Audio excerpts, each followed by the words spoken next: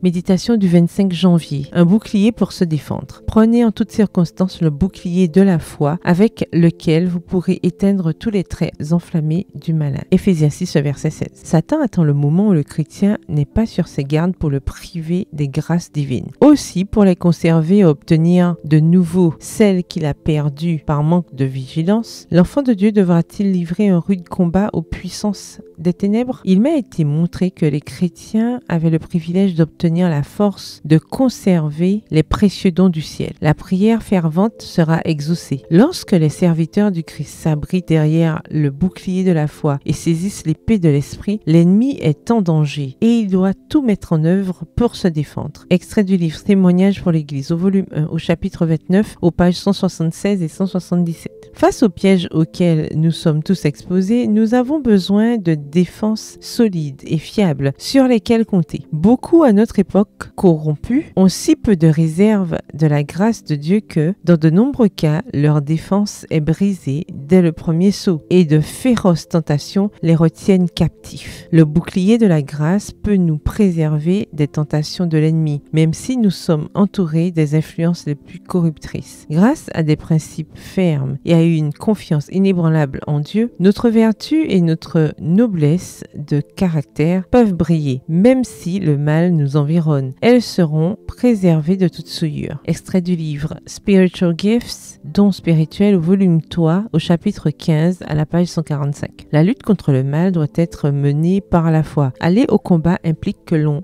enfile l'armure de Dieu tout entière. Le bouclier de la foi protégera les jeunes et les rendra plus que victorieux. Rien ne vaut la foi dans le Seigneur des armées et l'obéissance à ses commandements. De vastes armées équipées jusqu'aux dents n'auront aucun poids dans le dernier grand conflit. Sans la foi, l'armée des anges ne pourra intervenir. Seule une foi vivante rendra le jeune invincible et lui permettra d'affronter les mauvais jours avec constance, sans faillir, avec une ferme assurance du début à la fin. Extrait du livre Conseils aux éducateurs, aux parents et aux étudiants, au chapitre 5 à la page 147. Bonne soirée, que l'Éternel vous bénisse.